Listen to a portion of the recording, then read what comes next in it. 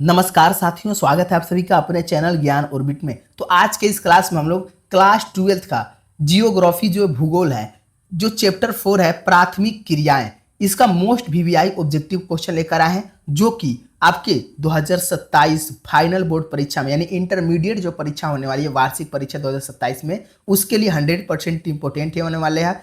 इस सब जो चौथा चैप्टर है आपका प्राथमिक क्रिया, इसका जितने भी इंपॉर्टेंट क्वेश्चन है जो आपके एग्जाम में पूछे जाते हैं, सब आज के इस क्लास में हम लोग कंप्लीट कर लेंगे। तो इस क्लास को बिल्कुल अंत तक देखिएगा, क्योंकि एक भी क्वेश्चन नहीं छूटना चाहिए। कहीं से भी क्वेश्चन आ जाता है बाबू, इसीलिए आप लोगों को चैप्टर को अच्छे से समझना और इसको याद करना पड़ता है। तो चलिए क्लास को स्टार्ट करते हैं। पहला क्वेश्चन देखिए क्या कह रहा है कि निम्नलिखित में से कौन सी एक प्राथमिक क्रिया यानी प्राइमरी एक्टिविटी है। तो कौन एक प्राथमिक क्रिया है? कह रहे विनिर्माण है कि कृषि है कि व्यापार है कि बैंकिंग है। यानी प्राथमिक क्रिया में कौन आता है? तो कृषि आता है। आपको याद कर लेना है। ऑप्शन बी बिल्कुल सही हो जाएगा। मोस्ट वीवीआई क्वेश्चन है, कई बार यह क्वेश्चन आपके पेपर में पूछा हुआ है। चलिए अगला क्वेश्चन देखिए। दूसरा क्वेश्चन क्या कह रहा है कि प्राथमिक क्रियाकलाप करने वाले लोग किस रंग के कॉलर वाले श्रमिक कहलाते हैं? तो याद रखेंगे रेड कॉलर। कौन? तो रेड कॉलर हो जाएगा। ऑप्शन ए आपका सही हो जाएगा। चलिए इसको भी याद कर लेंगे। अगला क्वेश्चन है, तीसरा क्वेश्चन है, कह रहा है कि स्थानांतरणशील कृषि को भारत के पूर्वोत्तर राज्यों में किस नाम से जाना जाता है?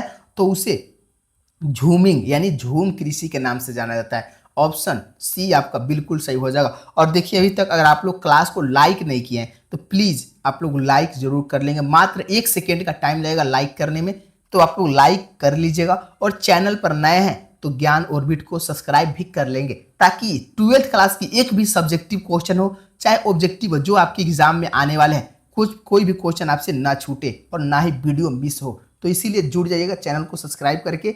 चलिए चौथा क्वेश्चन देखिए कि स्थानांतरणशील कृषि को मध्य अमेरिका और मैक्सिको में क्या कहा जाता है? देखिए भारत में उसे झूम कृषि कहा जाता है, लेकिन अमेरिका और मैक्सिको में क्या कहा जाता है? तो याद रखेंगे उसे मिल्पा कहा जाता है। क्या कहा जाता है? मिल्पा कहा जाता है। ऑप्शन डी आपको याद कर लेना है। अगला क्वेश्चन है, पांचवा क्वेश्चन करे कि ब्राजील में स्थानांतरणशील कृषि को किस नाम से जाना जाता है? अब ब्राजील में बताइए। तो ब्राजील में उसे रोका के नाम से जाना जाता है। चलिए ऑप्शन ए आपका सही हो जाएगा। ये सब आपको याद करना पड़ेगा, तभी आपके एग्जाम में अच्छा मार्क्स आएंगे, नहीं तो आपका क्वेश्चन छूट सकता है। छठवां क्वेश्चन देखिए कि मलेशिया और इंडोनेशिया में झूम कृषि को क्या कहा जाता है? तो मलेशिया और इंडोनेशिया में झूम कृषि को याद रखेंगे। ऑप्शन बी हो जाएगा, लदांग कहा जाता है। क्या कहा जाता है? लदांग कहा जाता है। ऑप्शन बी आपका सही हो जाएगा। चलिए अगला क्वेश्चन है, सातवां क्वेश्चन कि फेजेंडा किसे कहा जाता है? तो फेजेंडा जो है ना, याद रखेंगे 7 कैंसर हो जाएगा। ब्राजील में कॉफी के बागानों को फेजेंडा कहा जाता है। किसको? तो जो ब्राजील में कॉफी के बागान होते हैं ना, उसको फेजेंडा कहते हैं। ऑप्शन सी आपको याद कर लेना है। चलिए आप लोग को समझ में आ रहा है कि नहीं बाबू क्वेश्चन? एक बार कमेंट में जरूर लिखिएगा यस या नो, आप लोग जरूर बताइएगा, ताकि हमको समझ में आ सके कि आप लोग क्वेश्चन को अच्छे से याद कर पा रहे हैं। चलिए ये सब इंपोर्टेंट क्वेश्चन है। चलिए निम्नलिखित में से कौन सी एक रोपण फसल नहीं है? बताइए। रोपण फसल जैसे धान हो गया, ये सब जो है रोपण फसल होता है, लेकिन इसमें गन्ना, रबड़, गेहूं, इसमें से कौन है जो कि रोपण फसल नहीं है? यहाँ पर नहीं पूछा हुआ है। तो 8 का आंसर याद रखेंगे गेहूं। गेहूं जो होता है वो रोपण फसल नहीं होता है, उसे डायरेक्ट छीटा जाता है। ऑप्शन डी आपका सही हो जाएगा। अगला क्वेश्चन है 9 क्वेश्चन कि भारत और श्रीलंका में चाय के बागान किसने विकसित किए हैं? तो याद रखेंगे अंग्रेजों ने किया है। भारत और श्रीलंका में जो चाय का बागान है, इसको अंग्रेजों ने विकसित किया है। ऑप्शन ए आपका सही हो जाएगा। अगला क्वेश्चन है 10वां क्वेश्चन, कह रहे कि पश्चिमी अफ्रीका में कॉफी और कोवा कोकोवा के बागान किसे ने लगाए थे? तो पश्चिमी अफ्रीका में कॉफी और कोकोवा के जो बागान है ना, याद रखेंगे इसको किसने लगाए थे? तो फ्रांसीसियों ने लगाए थे। ऑप्शन बी आपका सही हो जाएगा, ध्यान रखेंगे। चलिए अगला क्वेश्चन है 11 क्वेश्चन, कह कि विस्तृत वाणिज्य अनाज कृषि की मुख्य फसल कौन सी है? तो याद रखेंगे ऑप्शन बी हो जाएगा, गेहूं है। कौन हो जाएगी? गेहूं है। ऑप्शन बी आपको याद कर लेना है। चलिए नेक्स्ट क्वेश्चन देखते हैं, 12 प्रश्न, कह रहा है कि उत्तरी अमेरिका के शीतोष्ण घास के मैदान को क्या कहा जाता है? तो उत्तरी अमेरिका के जो शीतोष्ण घास होते हैं ना, जो घास का मैदान होता है, उसे प्रेयरी कहा जाता है। क्या कहता है? प्रेयरी कहा जाता है। ऑप्शन सी आपको याद कर लेना है। अगले क्वेश्चन की ओर चलते हैं। क्वेश्चन नंबर 13 देखिए कि यूरेशिया यूरेशिया यानी यूरोप और एशिया के शीतोष्ण घास के मैदान को क्या कहते हैं। 13 का आंसर लगाइए। तो उसे स्टेपीज कहा जाता है। क्या कहता है? स्टेपीज कहा जाता है। ऑप्शन ए बिल्कुल सही हो जाएगा। चलिए 14 क्वेश्चन देखिए, कह रहा है कि अर्जेंटीना के शीतोष्ण घास के मैदान को क्या कहा जाता है। तो अर्जेंटीना के घास के मैदान को याद रखेंगे, ऑप्शन सी हो जाएगा, पंपास कहा जाता है। क्या कहता है?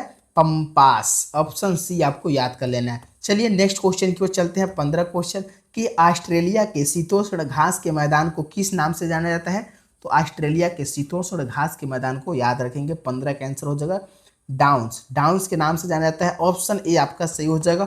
चलिए 16 क्वेश्चन है कि दक्षिण अफ्रीका के शीतोष्ण कटिबंधीय घास के मैदान को क्या कहते हैं। तो दक्षिण अफ्रीका के शीतोष्ण कटिबंधीय घास के मैदान को याद रखिएगा, उसको वेल्डस कहा जाता है। क्या कहता है?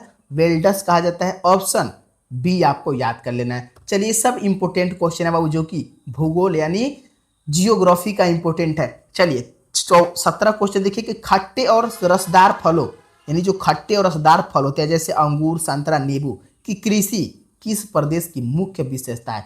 तो किस प्रदेश में मुख्य विशेषता है। तो 17 का याद रखेंगे, भूमध्य सागरीय प्रदेश में। भूमध्य सागरीय प्रदेश में। ऑप्शन ए आपको याद कर लेना है। चलिए 18 क्वेश्चन देखिए कि विटिकल्चर का क्या अर्थ है। विटिकल्चर का जो अर्थ होता है ना, अंगूर की खेती होती है। क्या होती है? अंगूर की खेती होती है। यानी ऑप्शन सी आपका सही हो जाएगा। ऑप्शन सी को याद कर लेंगे। चलिए अगले क्वेश्चन की ओर चलते हैं। 19 क्वेश्चन कह रहा है कि हॉर्टिकल्चर का संबंध किससे है। हॉर्टिकल्चर का जो संबंध है क्या हो जाएगा। 19 के आंसर लगाइए।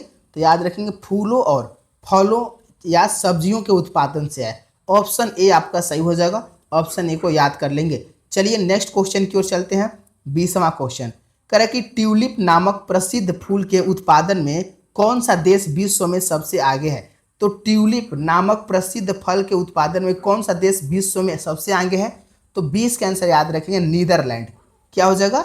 नीदरलैंड हो जाएगा। ऑप्शन ए आपका सही हो जाएगा। ऑप्शन ए को याद कर लेंगे।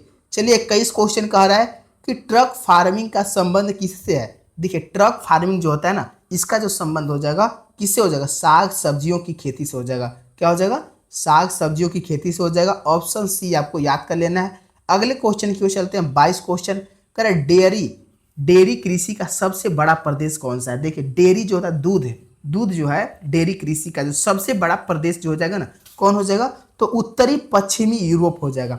कौन हो जाएगा? उत्तरी पश्चिमी यूरोप हो जाएगा। ऑप्शन ए आपको याद कर लेना है। नेक्स्ट क्वेश्चन देखते हैं। 23 क्वेश्चन कर मिश्रित कृषि यानी मिक्स्ड फार्मिंग की प्रमुख विशेषता क्या है। तो मिश्रित कृषि की जो विशेषता है ना, याद रखिएगा, फसल उगाने के साथ साथ पशुपालन भी करना। क्या?